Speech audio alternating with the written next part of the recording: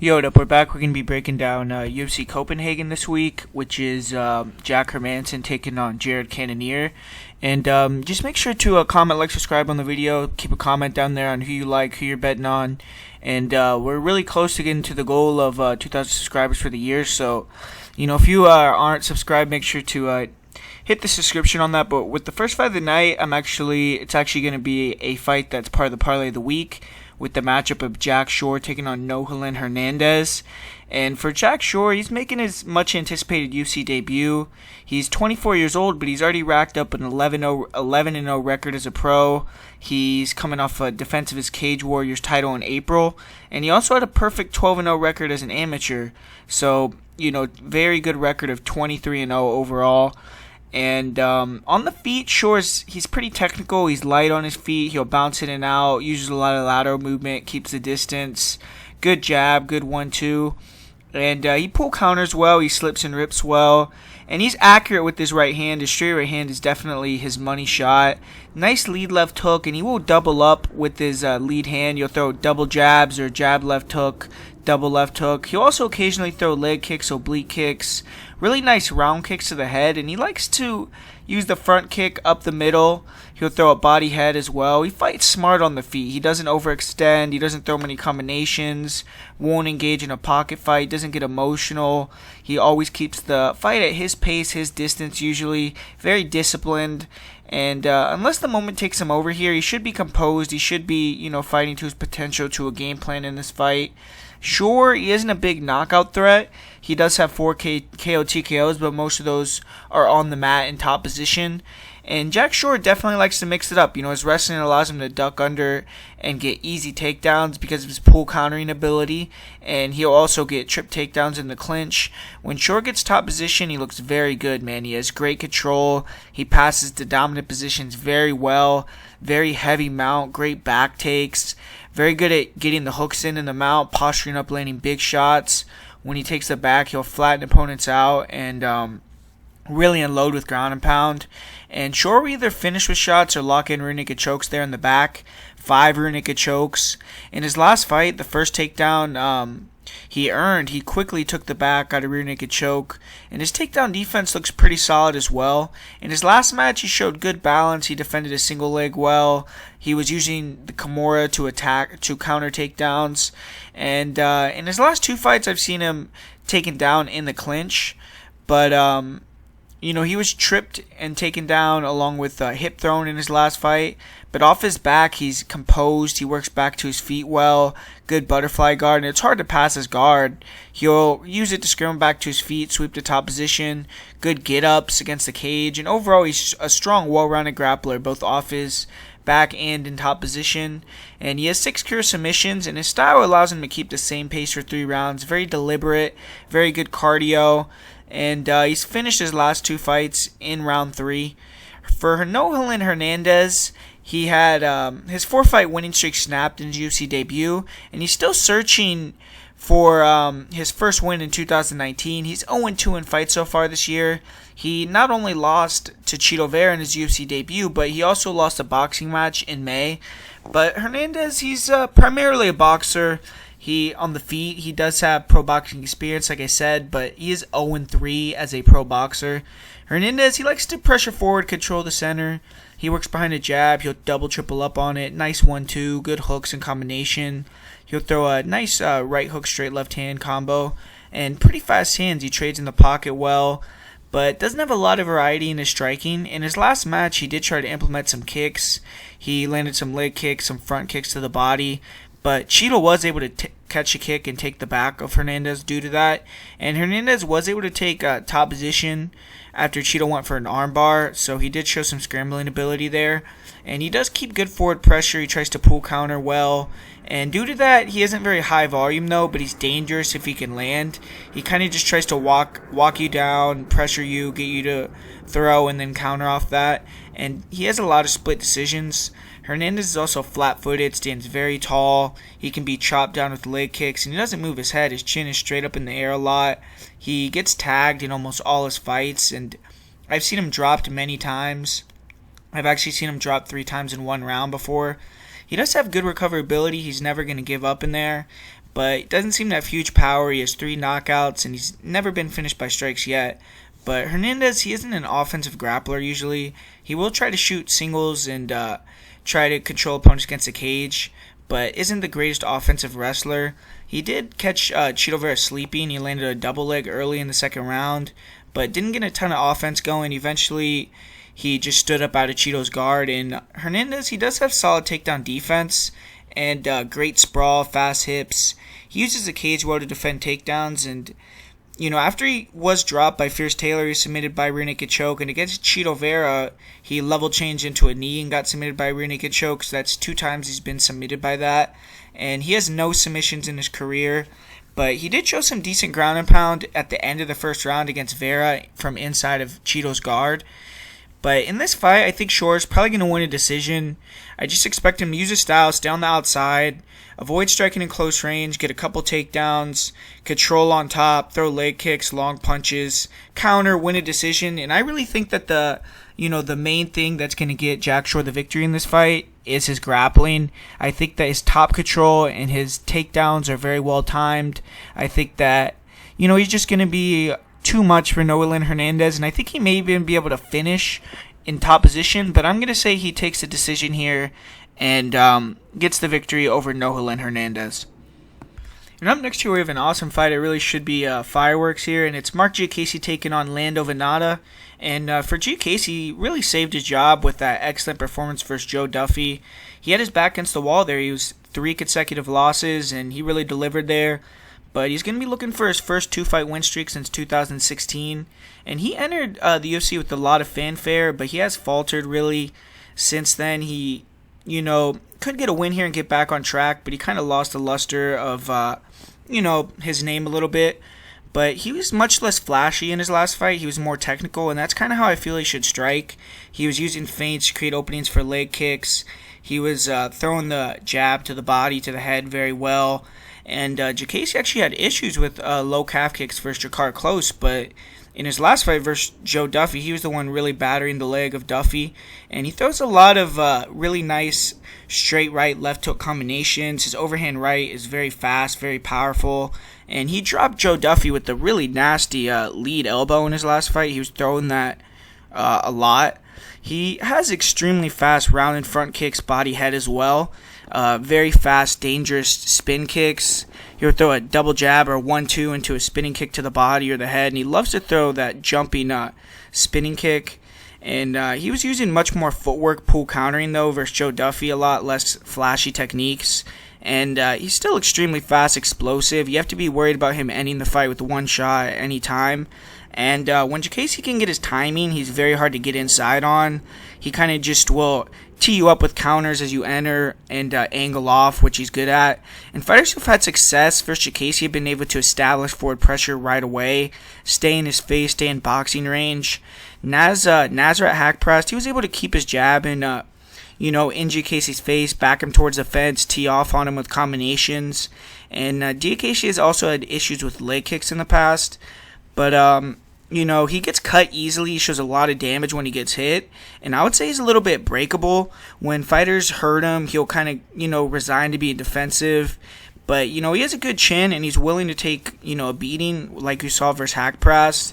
He's never been finished by strikes, and he does have 6 career knockouts. For Giacasey, he's well-rounded. He's a good offensive wrestler, very physically strong. He has explosive power. In the clinch, he has good control against the cage, good short punches, elbows, and he can pick people up and put them down very quickly, man. He has big slams. If he can get the tight waist, he'll get suplexes. He even got almost like a choke slam against Jakar Close. And he also catches kicks and knees very well, gets takedowns through that. In his fight with Dan Hooker, he was caught with a guillotine going for a double leg against the cage. But he was able to, in my opinion, out-wrestle Jakar Close, who's a former college wrestler. And on the ground, he's good at standing up in opponent's guard, using his reach to land long punches. He'll move to half guard, control from there. But he really isn't super dangerous on top. In his fight with Frankie Perez, he did dig deep, get the third round takedown, control time, and won the fight through that. But he wasn't really able to do much in top position against Joe Duffy. He did take him down and win the third round with some body locks, with some control against the cage. And he's had some issues with his cardio in the past, but he was fresh late in round 3, which was good to see. And, he's not much of a submission guy, much more about control than damage also. Just one submission, and he has been submitted one time before.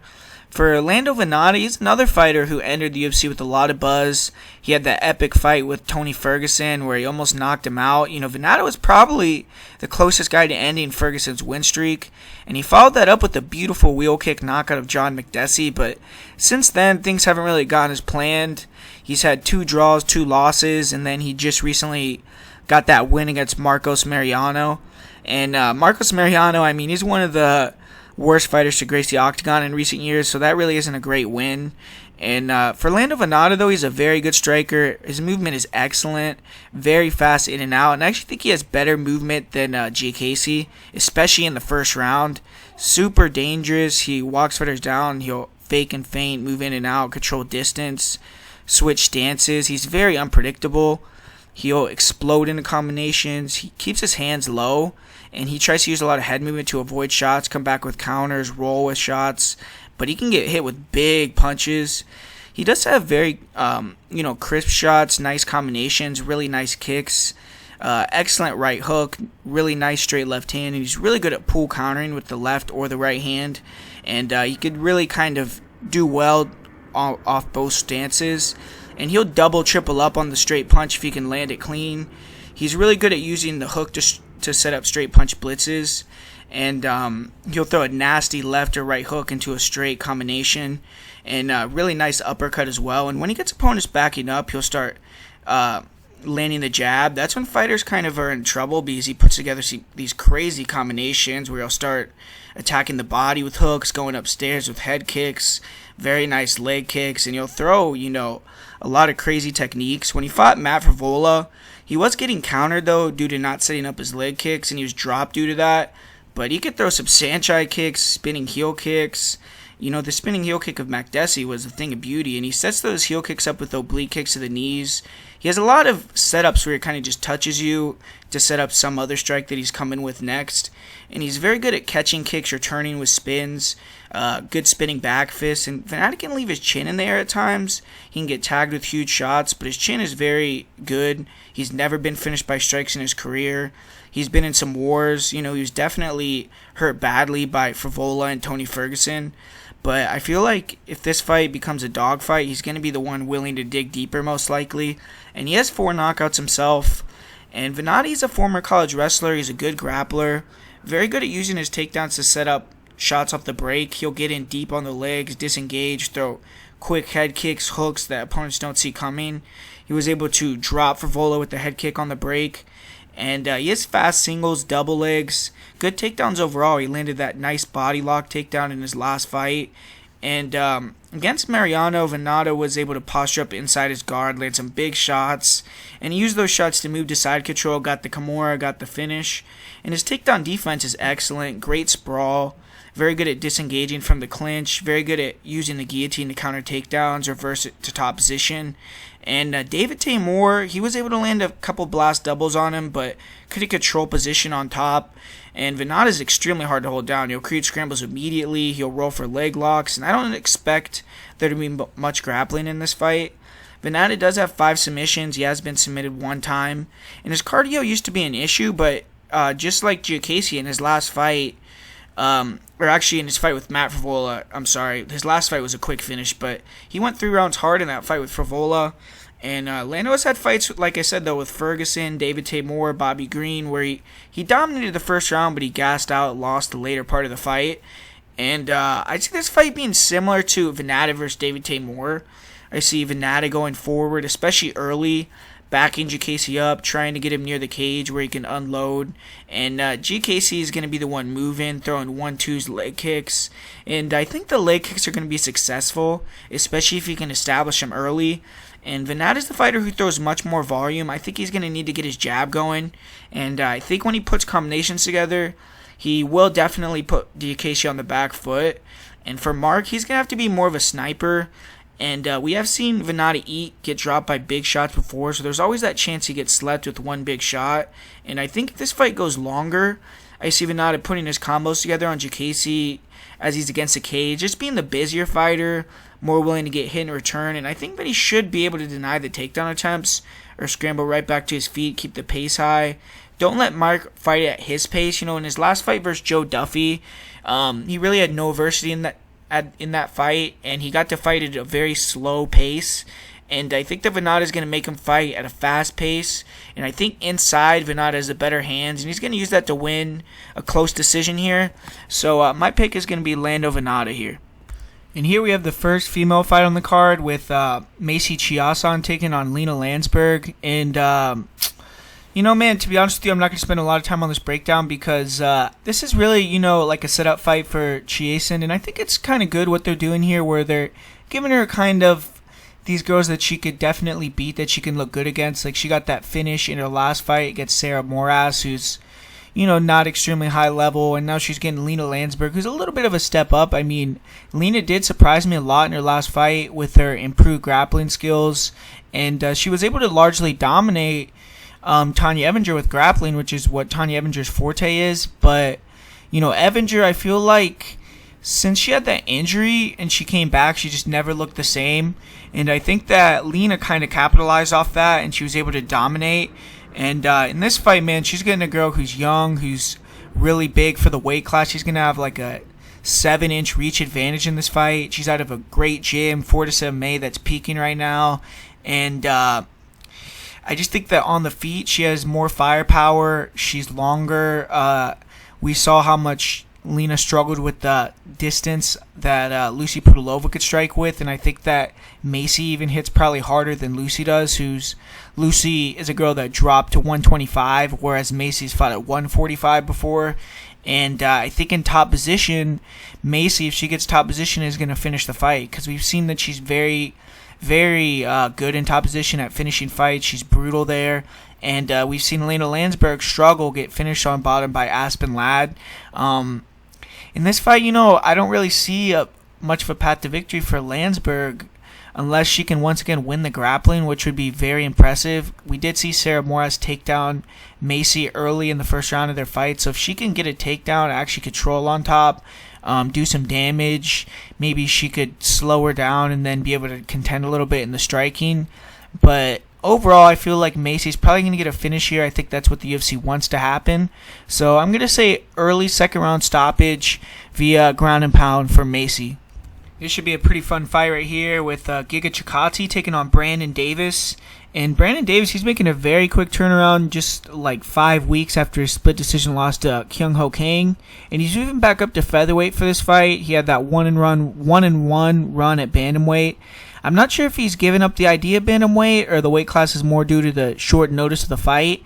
But Davis, he's a pressure fighter, comes forward, fast straight punches, good footwork. But in this fight, man, on the feet, he's definitely going to be outgunned here, and he's going to have to try to get it to the ground. I mean, he has the ability to get hurt and come back. He enjoys wars. He's never been finished. And he isn't a great grappler, but he's going to have a grappling advantage here against Giga Tecate. He was able to get a takedown against Kyung Ho Kang. He was able to control Randy Costa against the cage, work some short shots from there, and he just has 2 career UFC takedowns, but he has to go for him here. If he can get Tecate on his back, he should be able to control him, maybe even improve position, work towards a finish. He does have 3 career submissions, because for Giga, he did get that Dana White Contender Series opportunity in 2018, but he was unsuccessful. He lost via rear naked choke in that fight. And his opposition level is just terrible. In his 2 most recent fights since his Contender Series loss, he's fought an 0-1 fighter and a 2-32 fighter. And he's defeated 2 fighters in his entire career who have earned a win in MMA. His 2 victories or over fighters with records, like I just said, that actually have a win, those guys, their records are 1-10 and 2-32. So the combined record of the opponents he's defeated are 3 wins, 63 losses. but Tecate has definitely fought high-level strikers, and if this fight stays standing, he's definitely going to have an advantage. He's fought in Glory before, and he's a switch stance fighter. He's elite speed. He likes to walk fighters down, stay light on his feet, try to pull counter. Usually he's in southpaw stance initially. Really good jab, good 1-2, really devastating kicks. Good pull counter, straight left hand and left hook, and he isn't an overly punch heavy guy though. He doesn't throw many punch combinations at all. Very kick heavy, really nice front and round kicks to the body, to the head, nasty counter front knee. He'll throw a lot of flying knees, really nice question mark kicks, axe kicks, spinning kicks, and he really throws a lot of rolling thunder kicks at the end of rounds. His left kick is a hammer though, man. He's finished multiple opponents with that kick both to the body and the head. In his fight with Austin Springer though, he wasn't setting up that kick well, and he was getting it caught, taken down off of it. And I'm not sure Tecate can be effective with that kick happy style and poor takedown defense in MMA. His defense is very good on the feet, and if opponents wants to try to be aggressive, that's where he'll slip and rip and knock you out. So fighters in MMA have to respect his striking, not really exchange with them, look for takedowns. And Tecate does have 5 KOs in MMA. He has been finished a couple times in kickboxing, but has a strong chin, never been finished in MMA by strikes. And he showed poor grappling skills in his loss to Austin Springer on the Contender Series, though. He was able to defend a body lock early, disengage, but made some bad mistakes. And when he landed a nice pull counter left hand, he lost composure. He went in for a very obvious flying knee. He got taken down, and he continuously threw his kicks unset up. He got taken down off that. He was also getting taken down with double legs against the cage, and off his back he just looked very green. He was able to retain guard, but he showed poor posture control. He tried to set up a couple triangles to scramble, but his setups were very slow, very obvious. And he was able to use the omoplata late in round 1 to sweep, but I don't know if that was because Hooker relaxed a little bit or what, but, you know, it didn't look like it was very dangerous there. And he was taken down in every round. He was controlled for large portions of the round.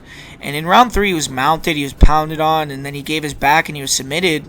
And he did look like he had good cardio. He wasn't a complete fish out of the water on the ground, but he needs work. And it's possible he was embarrassed and he worked hard in his ground game after that loss, because it was over a year ago, and he's 2-0 since then, and he has 2 submissions. I haven't been able to find those 2 fights, but they've also been against very bad fighters.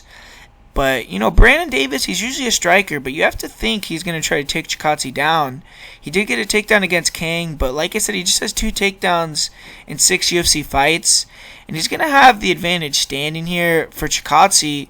If Davis comes in here with the game plan, if he's going to try to walk him down and box him up, I think he's going to get finished. I just, have to believe he knows that he needs to grapple here, get takedowns. And he catches kicks well. I think that he could use that to get the takedowns. And I just can't pick Tecate due to his performance versus Springer and the level of competition he's faced.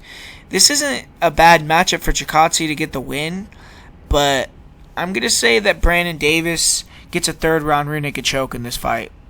And we're moving along here with Siyar Baharzadeh taking on Ismail Naurdiev. And Ismail Naurdiev, he couldn't capitalize on the momentum of his UFC debut. He lost that second fight to Chance Rencounter after he had that big upset victory over Michel Prazeres. And he was a big favorite going into that fight against Rencounter, but couldn't deal with the size of grappling of Rencounter, and I kind of called that fight there. But Naurdiev, he's still only 23 years old. He has a ton of potential, and he's light on his feet. He has a long stance, solid movement, nice jab, really good leg kicks, and very good lead leg. He'll throw the front kicks, side kicks to the face. He'll throw a nice 1-2 to a round kick to the body with the lead leg. He closed the distance very fast. This guy's very explosive with straight punch combinations, hook combinations, rear uppercuts. He's accurate, and if he can get opponents back near the cage, he definitely has finishing ability. That's where he'll start mixing in spinning back kicks, spinning back elbows, jump knees. But he is a little bit hittable, and he can load up on shots. He can kind of leave his chin out there. He's not really worried about defense. And sometimes he can allow opponents to back him up and control the center of the cage. And when fighters make him go backwards, he isn't as dangerous, but you always have to worry about catching a knee, catching a kick, catching an uppercut coming in. He has to control distance, use more kicks, feints in this fight, force Bahadur to go first. He has to respect the power, use his kicks to control distance and don't get in a firefight, especially in boxing range. But Naurdiev has 11 knockouts. He's never been finished by strikes, and he's a very good grappler. I mean, his takedown defense cost him versus Chen's Ren counter, but versus Michel Prazeres, it looked amazing, man. And at 23 years old, this guy has to be improving rapidly. He has an excellent whizzer, good underhooks, really good balance when opponents go for singles. He'll attack with elbows, with short punches. And in his last fight versus Ren counter, he was kind of sticking around in that single leg position instead of limp legging out and looking for the finish with strikes, which I think as he progresses in, his fight IQ and his age, he'll stop doing that.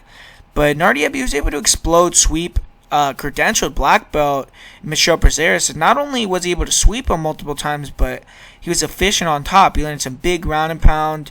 He took the mount, he took the back, and he has strong double legs of his own. He'll pick opponents up, slam them, and on top he has pretty nasty ground and pound. He's very accurate.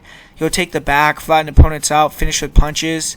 Against Ren counter, though, he did get his kicks caught, got taken down because of that, and got taken down in the clinch, and he just couldn't get up off his back, and he allowed Ren counter to transition to dominant positions. Didn't really take much damage, but just lost the fight by being grinded on. In this fight, though, I think he's going to clearly be the superior grappler, and he does have 5 submissions. For Siar Bahadur, he had his 3-fight win streak snapped in his last fight. He lost a decision to Curtis Millender. And this is the first fight of 2019 for Bahadur. He suffered another injury. And Bahadur has really struggled staying healthy in recent years. He's just fought 3 times since 2016. And he's been in the UFC since 2012, but he's just fought 7 times overall. As a fighter, Bahadur is a durable brawler with knockout power. I mean, that's the best way to describe him. Very nice straight and overhand right. He'll close the distance with some dangerous flurries of hooks, overhands. And he mainly just tries to walk opponents down, hold his hands low, use head movement to counter. He throws everything into his hooks, his uppercuts, and if he lands a hammer clean, he's going to knock opponents out. And Bahadur is willing to exchange, take one to give one as well. And he'll back opponents to the cage, go body head, really heavy kicks, nasty low kicks, really nice round and front kicks to the body. He hurt Luan Chagas with a front kick to the body, then knocked him out with an uppercut. And when Bahadur hurts someone, he smells blood. He goes for the finish in brutal fashion. He can be low volume. He can kind of look in the mirror a little bit at times and just kind of wait to counter. And he struggles with kicks, distance, especially against Curtis Millender. He throws everything into all his shots, so you need to kind of move into his range for him to land. He can come up short a little bit, sometimes on his wild hooks. And when he gets stunned, he gets emotional, and he'll kind of just bite down, try to land bombs, shows poor defense. And he absorbed a huge amount of punishment in round 3 versus Curtis Millender. And he never quits, though. You have to put him out cold to knock him out. He's never been finished by strikes, 14 knockouts. And he's an average grappler, I would say. He isn't a super active wrestler. I really highly doubt he could take Naurdiev down in this fight. But he did get a body lock in his last fight in round 2, and he was also able to get a very sloppy single leg. But Curtis Millender is a very low level grappler, and Bahadur does have heavy ground and pound where he could posture up. He'll rain down big punches, elbows. He likes to use his elbow to post on the chin of his opponent, then throw punches with the free hand. His top control, though, isn't great because he postures up and just throws everything into his shots, and fighters can scramble up from under him when he's kind of loading up. Luan Chagas is even able to take his back because he was so wild throwing ground and pound inside of Chagas' guard. And Bahadur's takedown defense looks, I don't know, it's not very good. He loads up on his punches, so if you can feint, duck under into singles, doubles, you can land them pretty easily. And Rob Wilkinson, he was able to get a couple takedowns, cage control in round 1. And Bahadur, he was also swept late in round 3 by Curtis Millender. He does have a good arm triangle. He has 6 submissions, and he has been submitted twice in his career. I actually like Naurdiev in this fight. I think that he has all the skill advantage. He has a clear path to victory as well. And he's so much faster than Barzadi. He has better movement, kicks, much more diversity in his strikes. I feel his grappling is better if he needs to mix in takedowns to counter the forward pressure. I don't think he's going to have to worry about being taken down. And I think Barzadi is going to need to back him up with hooks, overhands over the top, throw more than one, try to catch his kicks and counter. And I think if he can, use his forward pressure and his power to get Naurdiev uncomfortable on the back foot, maybe he can just bully him the whole fight. But Naurdiev, he throws more flashier shots. He's the younger, fresher guy. Barzadi took a ton of punishment in his last fight. He can't stay healthy in recent years. He's aging now at 35 years old. And unless he just punks him out or knocks him out, Naurdiev should win the fight. He is extremely hard to finish Zaire. So I'm going to say a decision victory here for Ismail Naurdiev. And up next here we have the debut of Magomed Muradov, and he's going to be taking on Oleksiejczuk Chirico.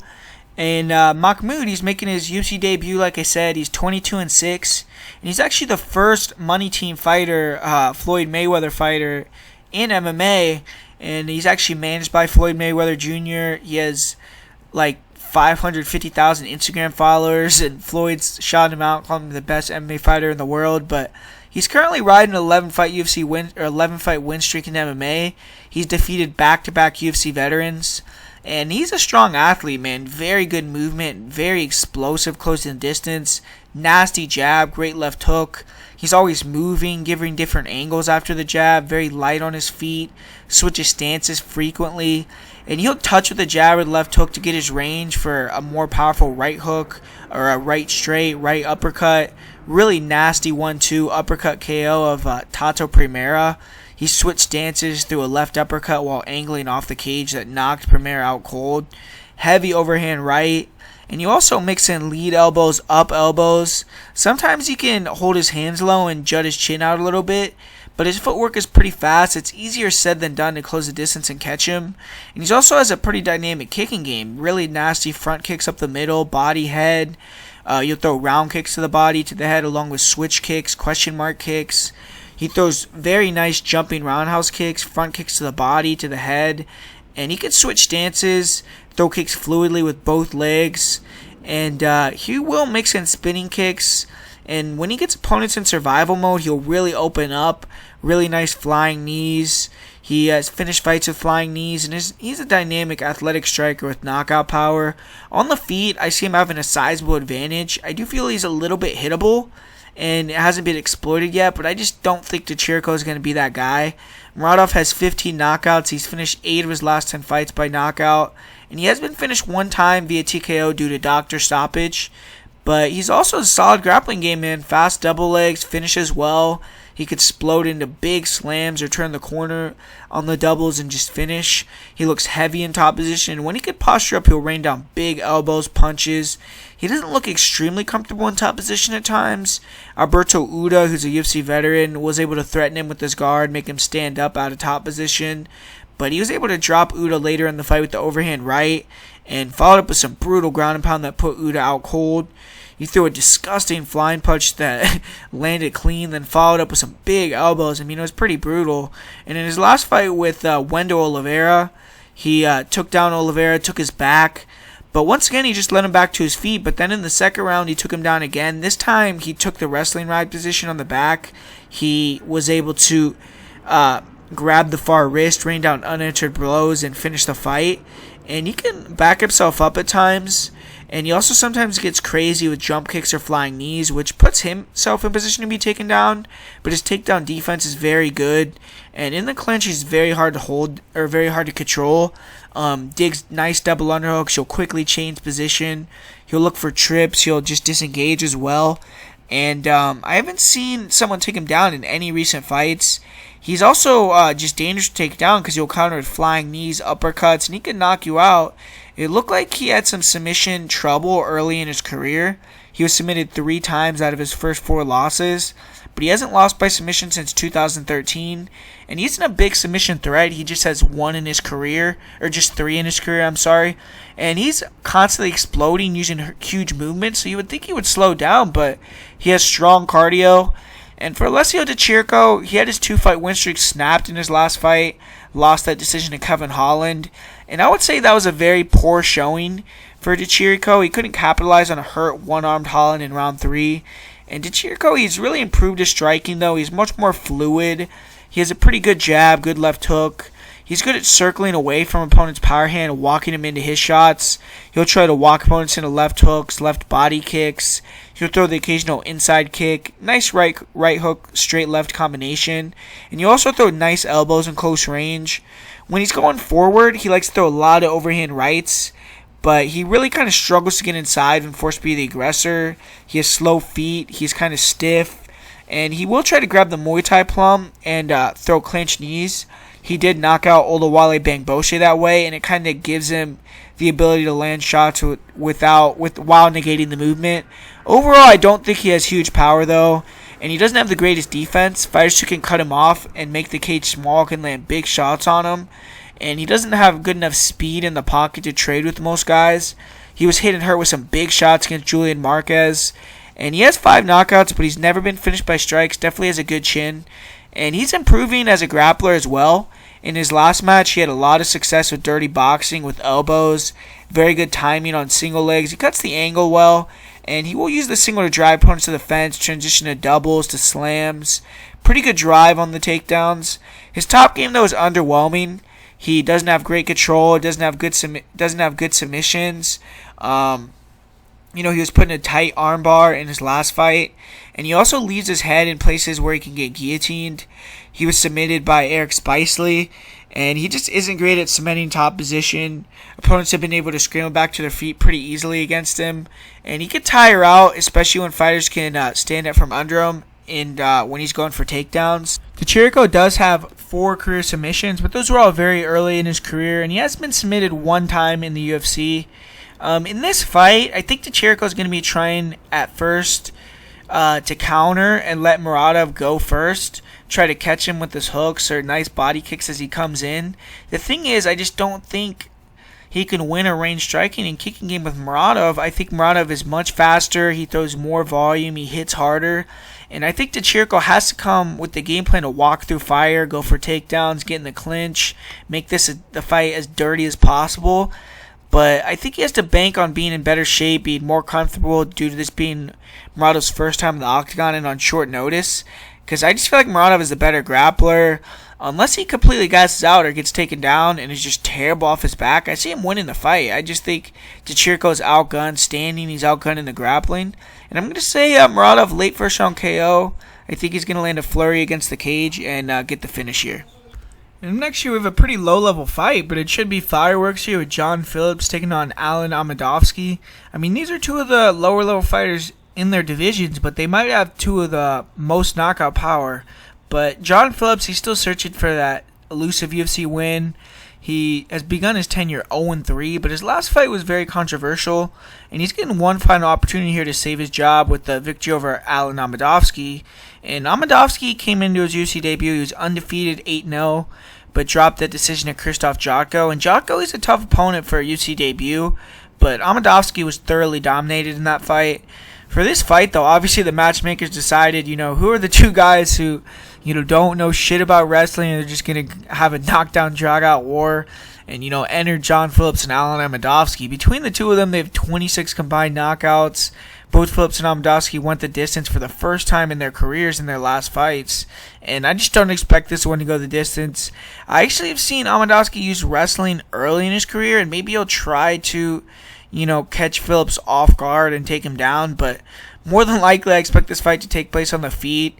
And Amedovski is super dangerous early on. I would say maybe he has more power than Phillips, and he's definitely faster, more explosive. He has a nasty pull counter right hand, good 1-2. And if he lands that on the button, he puts opponents out cold. He was out-grappled in his debut, but in this fight, he's not going to have to worry about grappling at all. I mean, if anything, he's the better wrestler. For Phillips, he's just going to want to back Amedovski up, land those big hooks, uppercuts.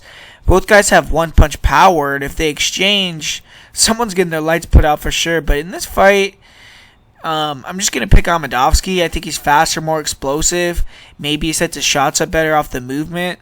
And I'm going to say he gets a first-round knockout, but this is a pick-em fight, and pick who you want. Someone's going to get knocked out here most likely, but I'm picking Alen Amedovski to get it done. And up next here we have Alex Oliveira taking on Nicolas Dhabi. And Oliveira is a UFC mainstay. He's never in a boring fight. And he has lost back-to-back fights, so he definitely needs a win in this match. He got submitted by Gunnar Nelson, then dropped the decision to Mike Perry. And he's going to be taking on the returning Nicolas Dhabi here, and he is in enemy territory. And, for Nicolas Dhabi, he's getting a second chance in the UFC. He had one of the bloodiest fights in MMA history in his last fight, and it's the only fight I could think of that was finished due to too much blood on the canvas. But Nicolas Dhabi, he had a very successful start to his UFC career the first time around. He defeated Eliseo Zaleski dos Santos, then he had that draw with Darren Till that most people feel he deserved to win. But he followed that up with back-to-back losses, then was cut from the organization. I think he's talked about having issues with alcoholism, depression, things like that. But after 5 fights on the regional scene, he's getting the call back to the big time. And he's going to be fighting in his hometown of Copenhagen. He's going to have the crowd firmly on his side here. And Dhabi, he's an aggressive forward pressure striker. He starts rounds quickly. He uses a wide stance, a lot of feints, explosion. He'll try to feint his way into range, explode into a combination. Nice long jab, and he closed the distance well with straight punch combinations. He also has a nice left hook, good overhand right. He'll switch stances mid-combination, catch opponents through that. Nice inside leg kicks, and he ends a lot of combinations with question mark kicks. He'll throw some nice round kicks, body head. And he stays in your face. He keeps the volume high, excellent cardio, and that's how he breaks a lot of opponents. He'll pour it on with punch combinations when he gets in range, puts punches and kicks together well. Very hittable, though. He's right in front of opponents, doesn't move his head, and he's taken a ton of damage throughout his career. I do feel he's a little chinny, and there's no quit in him, though. He's a battler. He has 6 knockouts, and he's never been finished by strikes in his career. I do feel he looked much better in his last fight, though, than he has in recent fights, but his defensive grappling has looked questionable in a lot of fights. He has poor takedown defense. His striking style of exploding in, squaring his hips, gives up easy single and double leg entries at times. And Dhabi also is always crashing in the clinch. His takedown defense against the cage is really not that good. Instead of disengaging, he'll look for switches, reversals that put him on his back at times. He also can throw unset up kicks that can be used to take him down. And when Dhabi was put on his back, he's just not the best. Peter Sabata, he was able to pass his guard like butter, really do damage on the mat. And the strength of Nicolas Dhabi, though, even in the grappling realm, like I said, on the feet also is his cardio. He's able to continue to get back to his feet and not allow opponents to rest when they get top position. And when his opponents become tired, that's when he can start hitting the switches, taking the back or dominant position and going to work. And he had a recent fight with Phil Mopeder where he was down 2-0 due to the wrestling, but he tired Mopeder out, knocked him out in the 3rd round. But that was a little alarming, though, because Mopeder isn't a very high-level opponent, and it wasn't good that he was getting taken down like that. Dhabi is active in the clinch offensively, heavy knees. He'll throw head kicks off the brakes, nice body lock takedowns. He tends to be stronger than a lot of his opponents and be able to maneuver him around. And he has a pretty good top game, good ground and pound, arm triangles. And in his last match, he was able to largely control Ross Houston. And he got a no contest due to the blood, but he was winning that fight. And he does have 4 submissions. He's never been finished in his career. In this fight, I feel like Oliveira is the better fighter, but he may be damaged goods, man. He's taken a lot of damage, and he has poor fight IQ. In this fight, though, I just don't think that Dhabi's going to want to be at range with Oliveira, moving, kicking, giving angles. Oliveira's much lighter on his feet, and he should be able to time straights, catch Dhabi with big shots. I don't know if Dhabi's chin can just hold up to the straight punches, the blitzes of Oliveira. And I think the front kick's going to be an issue for him, and I just think he's going to be faster with the movement, especially early. We saw how he was dominating Mike Perry in round 1 with his speed and his length. And Dhabi's going to want to try to get in his chest, man. Stay in the clinch, get takedowns. I just feel like Oliveira is going to be more powerful in the clinch, most likely. I think that Cowboy's offense in the clinch with knees, with elbows is nasty, man. And Mike Perry did show it in his last fight, though. If you're strong enough to be physical with them, win the grappling exchanges, take the shots, continue to be there, Oliveira can get tired, and Dhabi could potentially implement a similar game plan. For this one, though, I think Oliveira knows he has his back against the wall here, back-to-back losses. He's facing a UFC newcomer. I just see him using his dynamism, his long combos, his clinch to be the first to finish Dhabi. I see him getting a late first-round finish. If this fight starts to go late, though, I could see Dhabi start to take over more and more. He is at home, so if it's a close fight, he could win the decision. But I still think Oliveira can hurt Dhabi, have big moments, should get takedowns. And I've seen Dhabi taken down by just much worse fighters, so I feel like if Oliveira can win some exchanges and get some takedowns where he has time to rest on top, it may help with this cardio. And Oliveira also has nasty ground and pound. So I'm going to say he gets a first round TKO here. But if this fight gets out of the first round for Oliveira, it could get a little bit hairy. And then next year we have Michał Oleksiejczuk taking on Ovince St. Preux. And for Michał, he's taking another step up in competition after his first round finishes of John Vannata and Gadzimir Antigulov. And OSP is no joke, man, but he's catching him when he's peaking and OSP is declining. So it is a good time to fight him now for Michał. And Michał is a southpaw power striker. He comes forward, puts a lot of pressure on opponents. He isn't the most athletic fighter, but he has technical boxing, fast hands, good body and head movement, gives a lot of different angles. Good job staying loose with his hands, body movement. He'll use a lot of fakes and feints, and he has a nasty overhand left hook in the pocket. He'll throw nice 1-2s down the middle. Excellent job attacking the body with left hook, straight left, straight rights. He'll throw a jab, left hook to the body, or a left straight to the body to a right hook to the body combination. And great job blocking and returning the pocket. Very, very tight, crisp punches in close range. I think that's going to give OSP a lot of problems. He has really nice round and front kicks to the body. And in this fight, early on, I think he needs to use some of those kicks, attack the body, and move. Not stay in front of OSP, but keep the pace high. His pace, his body attack really tired out Roundtree and finished Vannata. And Michał, he showed his true power in his last fight. He dropped Antigulov moving backwards with the left hook, then took him out with an uppercut. He can't get hit as he enters with overhands, and he's taken some shots to give some shots. But he has huge power. He's finished 10 of his wins by KO TKO, and he's knocked out 5 of his last 6 wins.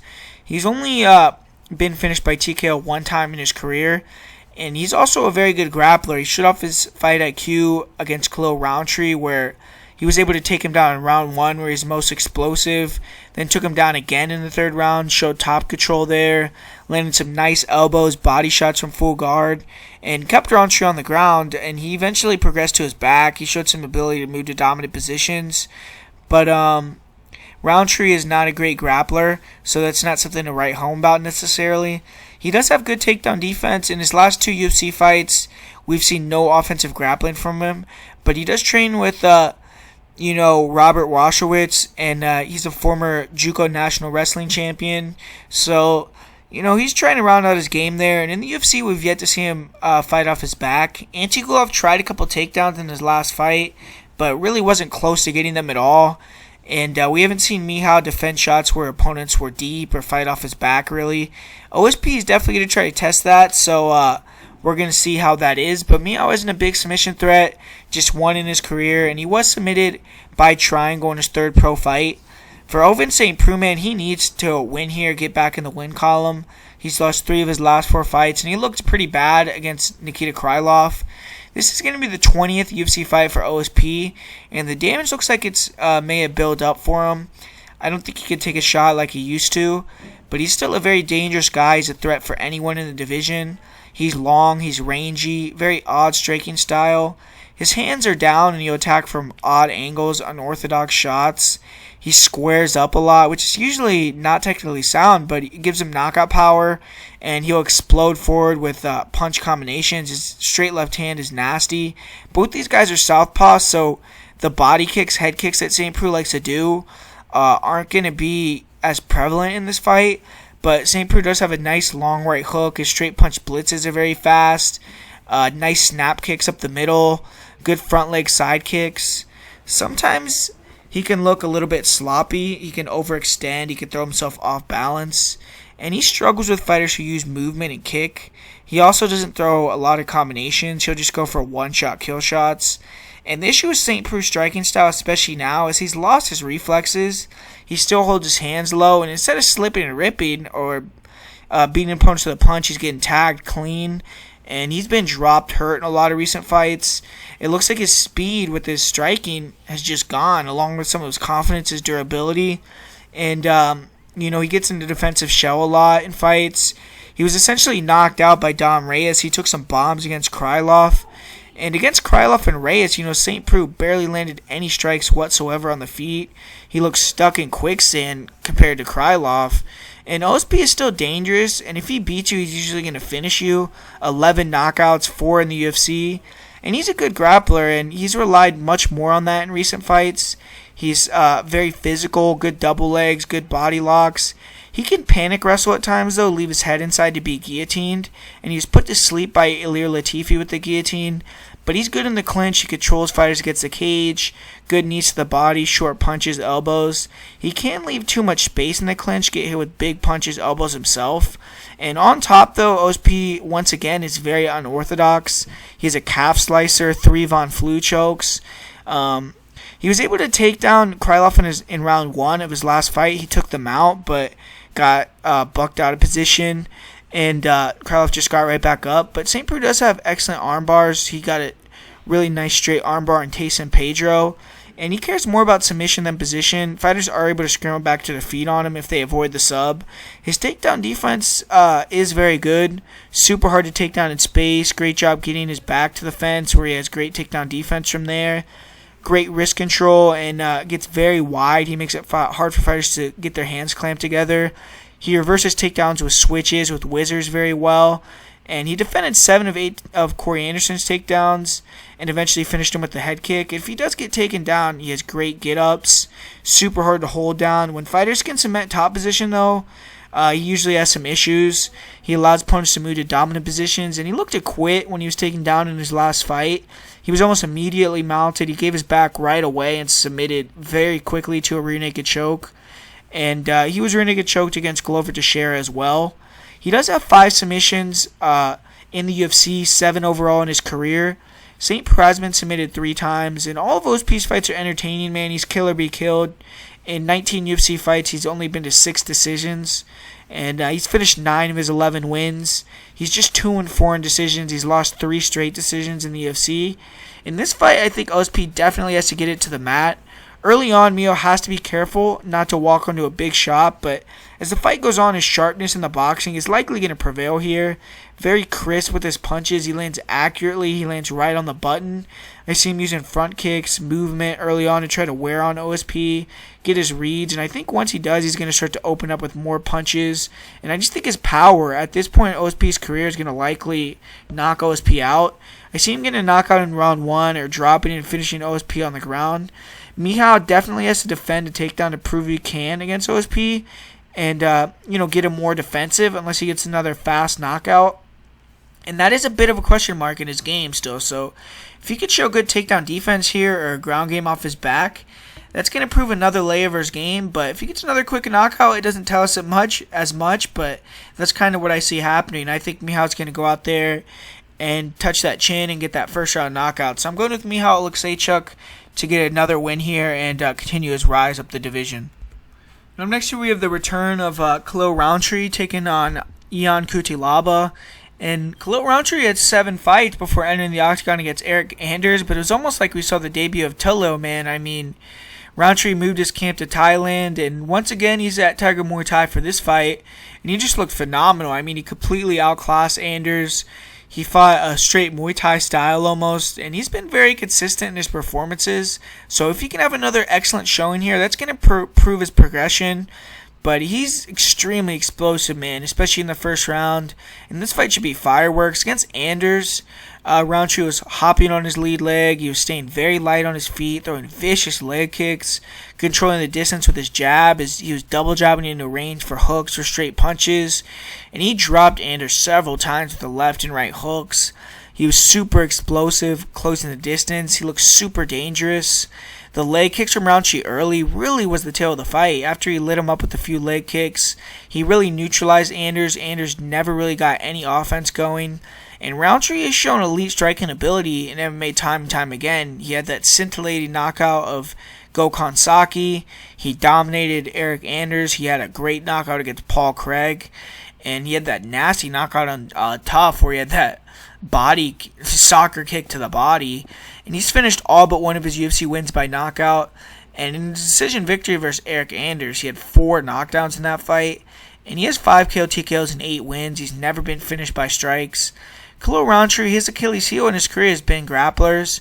Rountree, he was quickly dealt with in the clinch against Johnny Walker, which is what implored him to go to Thailand, which we didn't see any of his clinch game versus Anders, so it's still a question mark how much it's truly improved, but he did go there to improve that specifically. And Rountree, he didn't have to deal with very many takedown attempts at all against Anders. He sprawled on 1 takedown, but the leg kicks early really nullified the takedown threat. And after showing that style one time, you have to think Kuchela is preparing to counter the leg kicks or get takedowns off of him. No one has seen Rountree fight that kind of style in previous fights, so I don't think Anders expected that. Rountree, he hasn't even had to defend a takedown in his last 3 UFC fights, but his wrestling has just not looked very good. He tries to use guillotines instead of defending the takedown. He gets very tired. Oleksiejczuk was able to easily get single legs against him, and his takedown defense is just 52%, and he's never attempted a takedown in the UFC. He has no submissions, and he has been submitted 1 time via rear naked choke. For Ian Kuchela, I think he tricked a lot of people out of their money in his last fight. He did his best meat mug. He showed a lot of confidence, disrespect towards Teixeira, like he does versus all of his opponents, and Glover made him pay for it. But those antics he does makes people think he's a great fighter, I think, when in reality, he's shown a ton of holes throughout his career. He's finished by Teixeira, and he's been very up and down. Kuchela, he's a beast. He's extremely aggressive early on. 11 knockouts in the first round. All his knockouts are in the first round. He's very fast. He's explosive. Really nice 1-2. He'll throw overhand right from hell.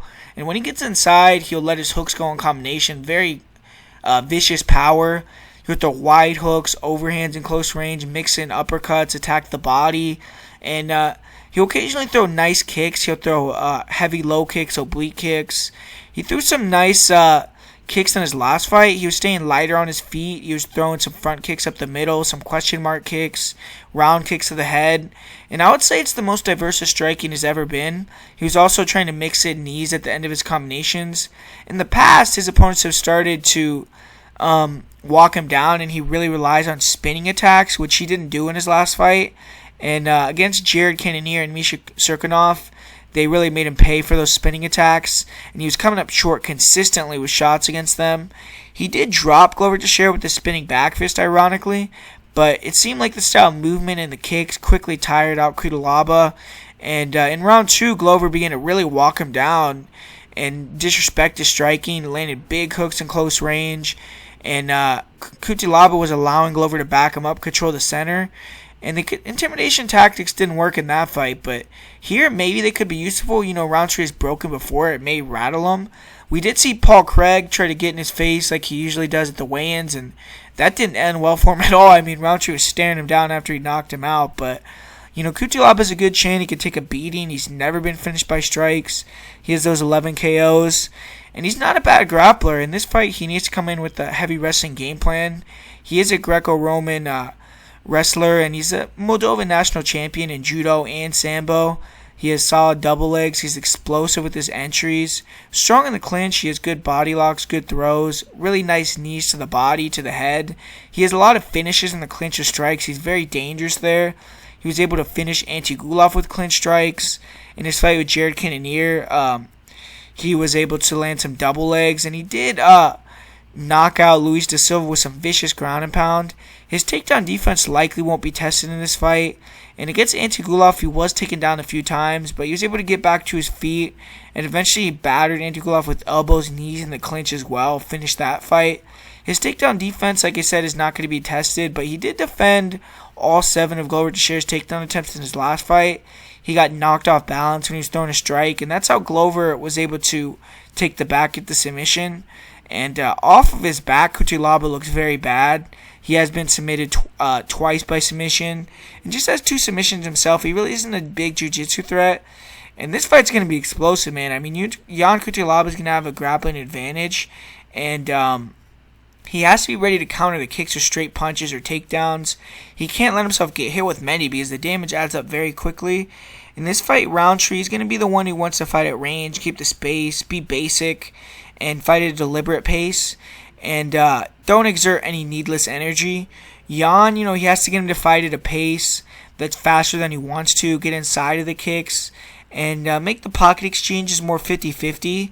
And there he could show off his dangerous knees, his elbows in the clinch, his superior wrestling. And if he can time a couple double legs, a couple body locks, that could help in slowing Roundtree down and slowing the movement as well. And Roundtree, needs to chop the legs again in this fight, pick Kuchela apart as he tries to close the distance. And if he can counter him clean a few times, he could get Kuchela gun shy. And I feel if he lands a few heavy leg kicks early, he could really run away with the fight again. It's a tough fight to call, but I'm going to pick Roundtree, second round KO here. Haven't ever seen Jan fight with composure to a game plan, and I have seen Khalil do it. And I just see Khalil establishing his game first, winning the fight. But I would not be surprised either way, though. I mean, both these guys are kind of flakes. So I'm going to go with Khalil Roundtree via second round KO, but not interested in this fight in terms of betting whatsoever. Next year, we have a great fight with Gunnar Nelson taking on Gilbert Burns. And Gilbert Burns, he's stepping in on short notice yet again. He's getting a big opportunity here in a co-main event against Gunnar Nelson. And he's just came in on short notice August 10th. And he's coming in again on September 28th. So he's fighting very frequently. But it's probably hard to pass up an opportunity like this. And I actually thought it was going to be the co-main event, but I'm looking at the, I just said it was going to be the co-main event, but I'm looking at the Tapology thinking they have Danilo versus Madsen as a co-main event, which is crazy, but I don't know, maybe that is going to be the co-main event, but, Gilbert Burns, he's a dangerous fighter. He has one-punch knockout power, and it complements his world-class jiu-jitsu. And, nice 1-2s, good jab, overhand right. Really nice left hook. He dropped OEM with the hook. He'll attack the body with straight punches and hooks. Really nice jab, uppercut. Heavy round kicks to the body and the head. And he's very explosive, man. You have to respect his overhand blitzes. Those heavy low kicks, nice body kicks. And he's gotten better at using a high guard, attacking the legs, being more technical. And he's really improved his striking defense. But he can float his lead hand low and back up at straight lines when he's pressured. But his power is a game changer. I mean, you don't want to try to pressure him too much because he has one-punch knockout power. And he has a good chin. He could take a shot in return. 5 knockouts, and he has been finished once by strikes. Even coming up here at 170, I still think that he has the more firepower than Gunnar Nelson on the feet. And Gilbert Burns has really improved his wrestling. He's very physical. He uses it to his advantage, and he will shoot a single push punch to the cage, transition into a double and get big slams. He was able to get a few slams on OEM. He even got one on Kunchenko. And he'll shoot really nice reactive body locks and doubles. His timing on his takedowns is excellent. Good job using the entries to circle to the back, take it to the ground with a suplex or jump on the back from standing. He was able to get a body lock against Oleksiejczuk along with some well-timed shots. And Kuchenko, he was undefeated, and he had some of the best takedown defense in the division. And when he's on top, Burns is one of the better top players in the UFC. He works very quickly. He's always searching for the back. Tremendous back control, top control overall. He'll move into mount and really likes to try to get a high mount, look for arm bars, good rear naked chokes. In his last match, he was able to control Kunchenko, land shots from inside full guard. Didn't let Kunchenko return back to his feet. He never really threatened with submissions, but he kept him planted on his back. He does have 7 submissions in his career, and I think Burns is definitely going to be looking for takedowns in this fight. I see him having success controlling Gunnar if he can take top position. And Burns did get tired in his last fight. He took some big shots in round 3, so hopefully he's in fighting shape. He's ready to jump back in here. For Gunnar Nelson, he was largely dominated by Leon Edwards in March, and he was outstruck. He got dropped, out-grappled in that fight. And he was scheduled to fight Thiago Alves here, which is a much easier touch, but now he's getting a much different style in Gilbert Burns. And Nelson, he's going to be looking to avoid the first 2-fight losing streak of his career. He's a black belt, he's a karate striker, and he's good in and out, very light on his feet, very fast. He's ready to spring into shots or takedowns. He almost lulls opponents to sleep with his movement. He'll kind of look a little lackadaisical, slow, and then spring into a shot. Very nice straight right hand, good check left hook. He'll throw a hard left hook, straight hand combination. Great job of meeting opponents in the middle with counters. He'll kind of slowly move back, and when he shoots a shot coming, he'll plant on his back foot and kind of spring into a straight right hand. And he has good inside-outside leg kicks, nice body kicks, tricky head kicks. You even mix in some spinning kicks. But he holds his hands low and can get hit with explosive blitzes. We saw that against Santiago Ponzinibbio. And he's susceptible to low kicks as well. When Nelson tires or his movement slows, he becomes very hittable. But he is durable. He has a good chin. He's only been finished one time by knockout against Ponzinibbio. And he's a great grappler. He's a strong wrestler. He's a black belt. And he's good at timing takedowns from the outside. He has good drive, nice body locks. He's good at using his punches to level change after a combination. And he has a crushing top game when he gets there.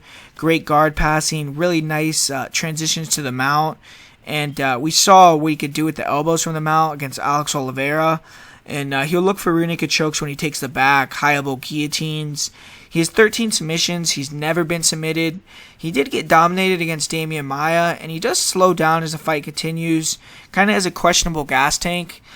This is a hard fight for me to call as well. I think that on the feet, Gunnar may have a slight advantage, but I see Burns being the more explosive guy with heavier kicks. And I think Burns is going to want to get takedowns here. If he can get them, he's going to ride out the top position, in my opinion. Burns is on the level of Demian Maia in the BJJ realm, and we saw how that match went with Nelson once he got him to the ground. I feel like Nelson is going to be trying to be elusive, touch and move, land a big counter that puts Burns out. But I'm actually going to say Gilbert Burns gets inside, gets a couple takedowns, and wins a close decision here. So I'm going with Gilbert Burns to continue the momentum and come in here and get a win. And up next year, I guess we have the co-main event, which is kind of crazy, with Mark Madsen making his UFC debut, taking on Danilo Bellardo. And Mark Madsen is a 3-time Olympian, and he is fighting in his home country of Denmark, so that's obviously why they're here in the co-main event. But he's going to be making his debut here, and he's moving down to 155 for the first time in his career. He's 35 years old. I do believe that he's someone to keep an eye on, though. He won the silver medal in the 2016 Summer Olympics. And he's had his first fight in 2013, but he really began his MMA career for Rio in 2018. He's 6-0 since then, and getting the UFC call now. His competition level is very suspect. His last match was versus a 0-0 opponent. And his striking is developing. It's not great yet, but he's extremely powerful, explosive, athletic. He can knock fighters out. And when he strikes at range, he's a little clunky, awkward. He looks vulnerable to counters, not very comfortable. But he has a devastating overhand right that floors opponents. He'll fake the takedown, come over the top. Decent left hook or jab left hook, and he's constantly pressuring forward. He cuts the cage off well. He has fast footwork. And inside, he has decent head movement. And you have to respect his ability to wrestle and to knock you out. He has 2 career knockouts, and I've seen him get a clean KO with the overhand right. And I haven't really seen him get hit clean much to say he's a good chin or not, but he's never been finished by strikes. And obviously he's an elite grappler. He usually wastes little time on getting the fight to the ground. Almost immediately he'll look to close the distance into the clinch or a double leg. And his last fight he landed an explosive double. Madsen, he has excellent clinch takedowns. He'll get the fight, get the tight waist, drag opponents to the mat. And in top position, he's very heavy, very good ground and pound. He'll land big elbows from half guard, transition to the mount, great back takes, good rear naked chokes. And Madsen will get the wrestling right position, trap the far wrist, land big ground and pound with the free hand. He'll use the front headlock position to snap down opponents into guillotines. Really nice standing guillotine. And when Madsen takes top position, he's usually going to stay attached to you for the remainder of the round. If you get back up, he's going to mat return you.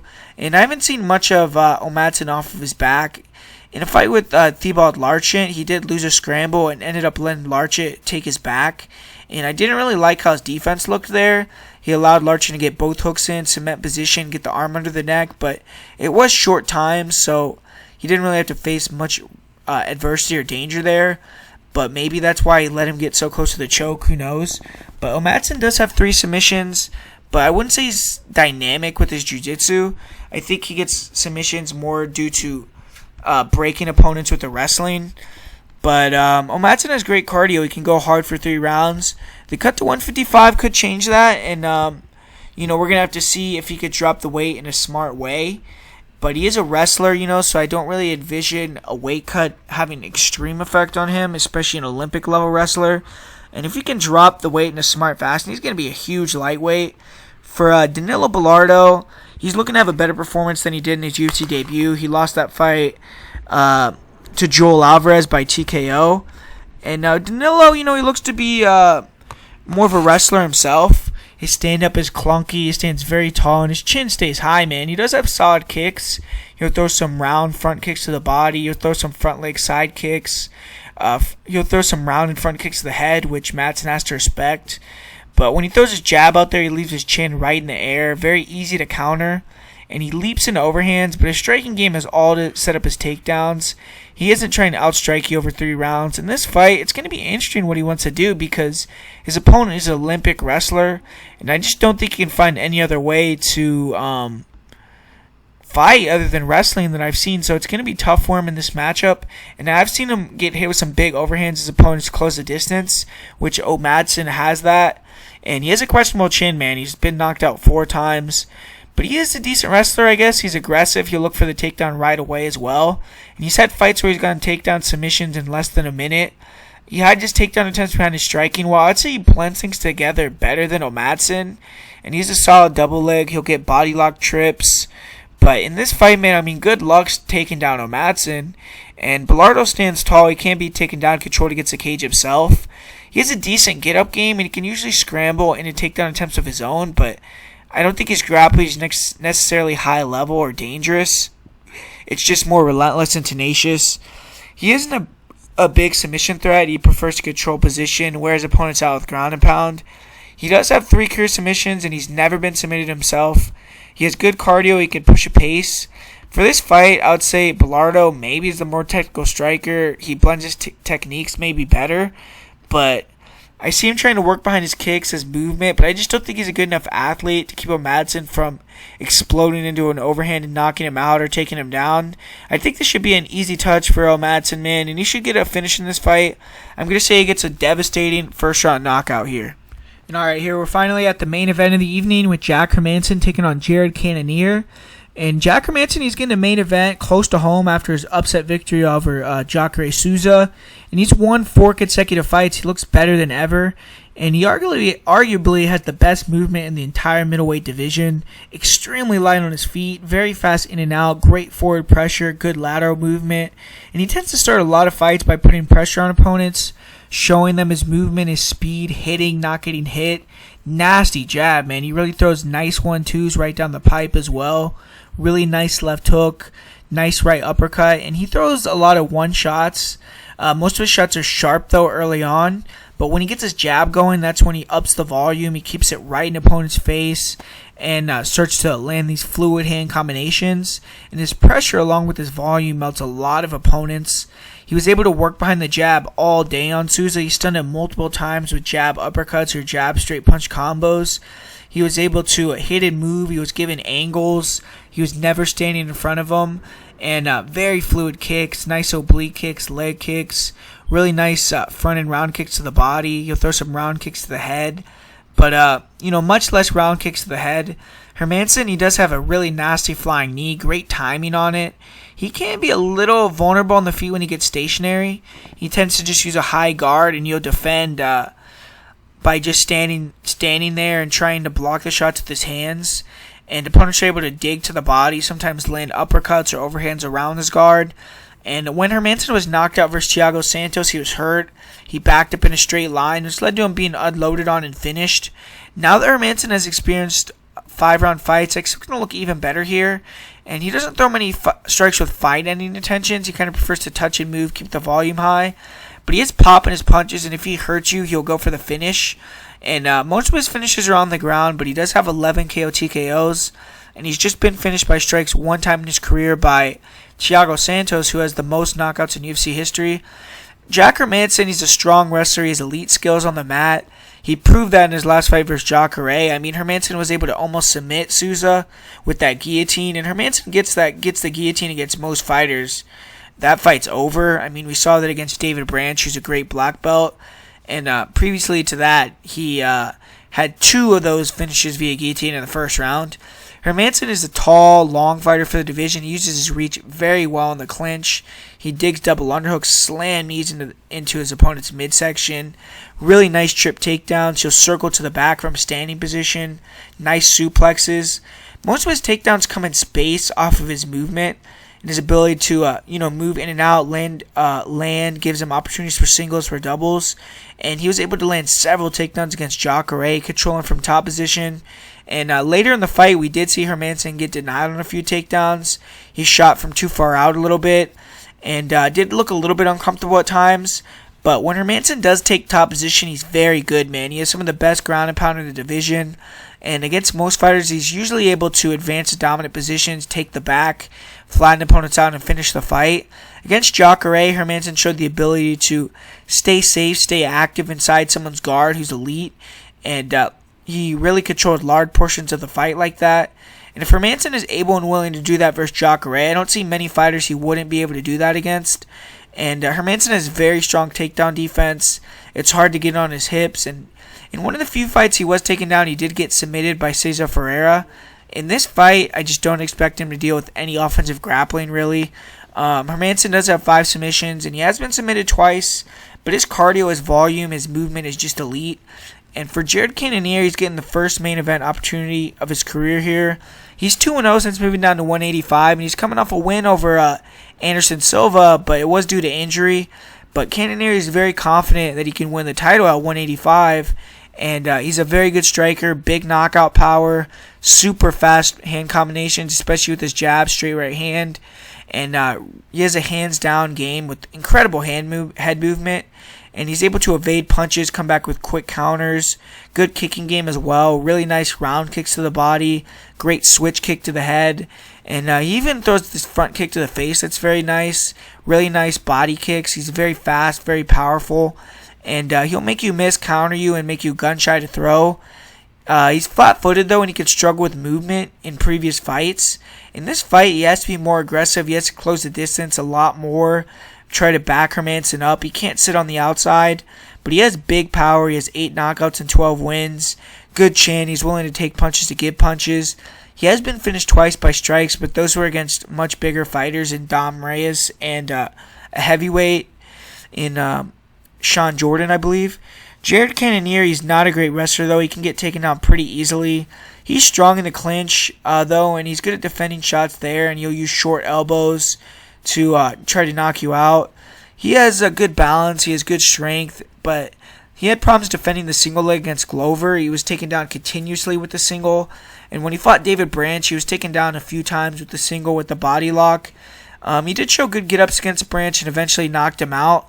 Branch was never really able to cement position on him, but Cannonier isn't very active when he's put flat on his back. He kind of just hangs out, tries to control posture. Glover Teixeira controlled like 13 minutes of their fight on the ground.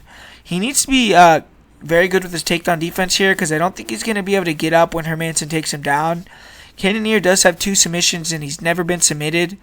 But in this fight, I have Jack Hermansson all day. We saw David Branch have some success with Hermansson, kind of like a Jack Hermansson-like game plan.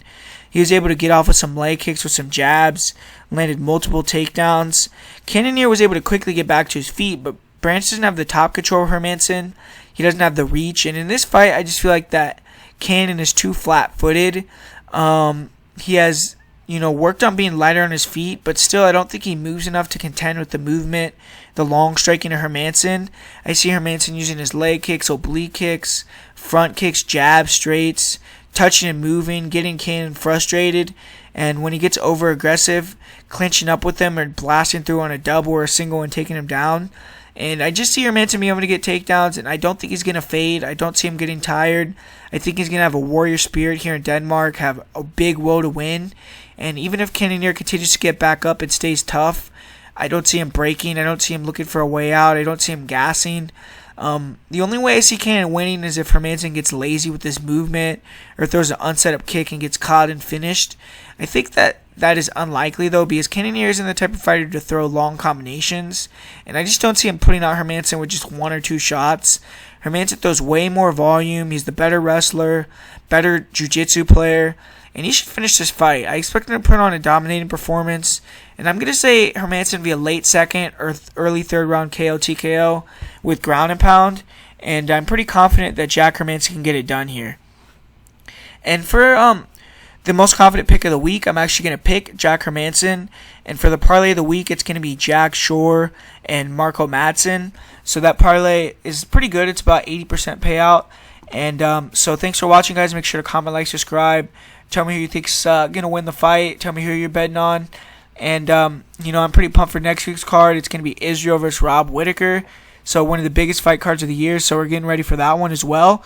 And I'm going to try to put out a prop of the week video on Friday. So be on the lookout for that. And, let's have fun watching these fights.